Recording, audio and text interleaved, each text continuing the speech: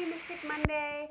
Hope you all had a great weekend. So today I thought I would do a 3-card tarot spread for the collective to give us guidance and any insight on the energies in the week ahead and how to work through it and just kind of what we can expect.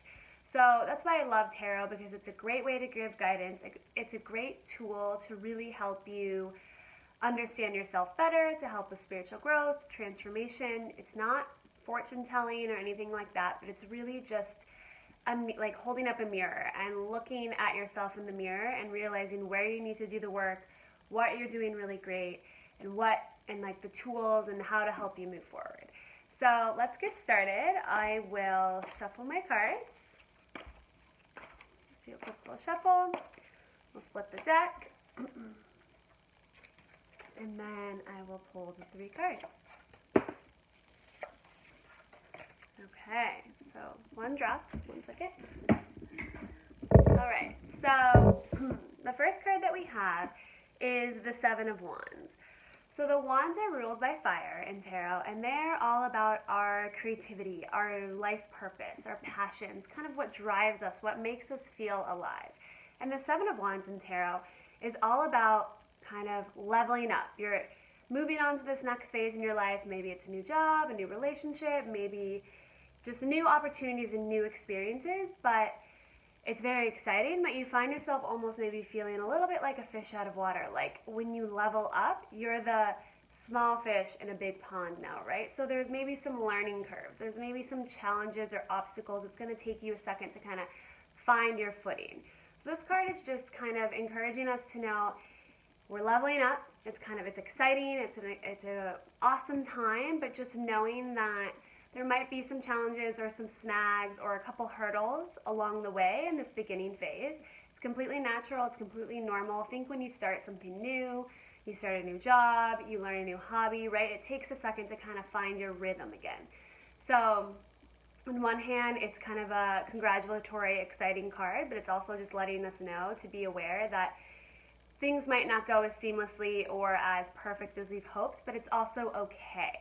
That's also the thing with tarot. There's nothing right or wrong, but it's just allowing us to become more aware and understand the kind of ins and outs of the situation so we're better equipped to handle it. So again, 7 of Wands is all about this leveling up, this kind of moving up, but also being aware that there's a little bit of a learning curve or some snags along the way until you really find your groove.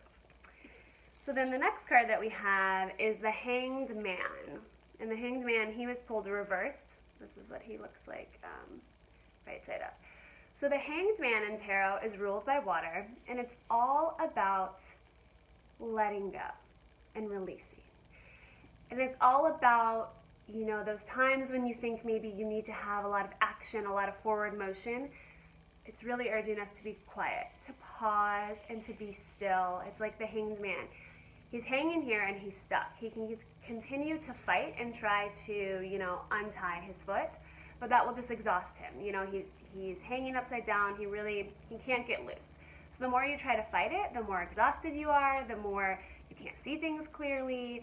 You know, you just kind of get yourself in a tizzy. So the Hanged Man is really encouraging us to just slow down, to pause, and to pause in the face of adversity or challenges and kind of just be present in those moments, let go and surrender, and by letting go and surrender and kind of easing into whatever you're experiencing, in turn it will actually make it easier. And I know that seems a little bit counterintuitive, because if something's hard or challenging or you're stuck, you know, you want to get out of it, you want to push through, like, gotta keep going.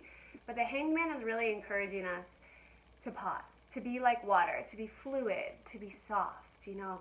Now is not the time to take a lot of action, to move forward, but to really allow ourselves to surrender into the present situation, into what we're experiencing.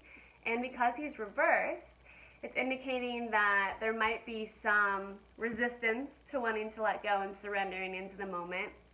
You know, when things are uncomfortable, it's hard to just accept them and be present. So tying it back to this card, as we talked about, you know, there might be a couple challenges as you level up, but instead of fighting them or getting upset or thinking you're not good enough or thinking, you know, you've made the wrong choice, anything like that, it's encouraging us to allow ourselves to be present in those moments, to be present in those challenges, because it will actually make us stronger. As we sit in the silence and we surrender, that's when we can find our true strength. That's when we can hear our inner voice, our inner wisdom in our heart. So he's encouraging us to be a little bit more still, to sink into these challenges in order to then be able to move forward fully equipped, fully empowered, and from a heart-centered place. And then the last card is the Lovers. So the Lovers in tarot is most often not about love, not about a romantic love. Of course it has to do with duality, partnerships, opportunities, and things like that. It is ruled by Gemini, so Gemini in the zodiac sign, you know, it's the twins, so that's, like I said, the duality. But this card is really all about understanding your own duality, your inner duality, and understanding what you maybe see in the outside world, maybe what you see in others, maybe it's in a partner, maybe it's in a friend, but all of the kind of things that you see outwardly, outside of yourself, understand that those things are also reflected back and are within you. So things that you admire about other people, things that you love about someone else, things that you think are beautiful or great or empowered and confident, those are also within you. So the Lovers card really encourages you to look at the things that you see outward and that you value, and then to be able to reflect those back in and sit in the stillness and understand how you can find and that you already have that within yourself. So it's really about looking inward and reflecting and realizing your own inner beauty and realizing your own inner strengths and understanding also your own duality and kind of merging these two things together and celebrating your own beauty. And the things that you see outward are already within. So it goes back to the Hanged Man, taking this pause, listening to yourself, finding your inner wisdom, finding your own inner beauty, loving yourself, and realizing that you have the potential and the power and all the things that you maybe see other people have, or like I said, this outward, that you already have within you. So kind of, the Lovers card is really a mirror and encouraging us to look without and find that within and know that we already have that within. And the Hanged Man can help us do that by allowing us to sit still, by encouraging us to surrender, by encouraging us to let go.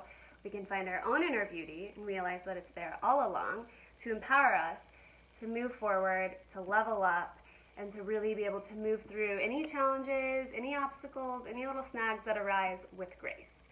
So really the message of this week is, you know, you're leveling up. If you come across any challenges, uncomfortable situations, rather than trying to get out of there really quickly or fight your way through, pause, surrender, take that moment, look at yourself, be able to see the inner beauty that you have within, and use that to then move forward from a heart-centered place to really empower you to then overcome all of these obstacles. So I hope that resonates. Just, you know, think about it throughout your week. Remember these messages. I really feel like this Hanged Man one is very powerful. To surrender, to let go.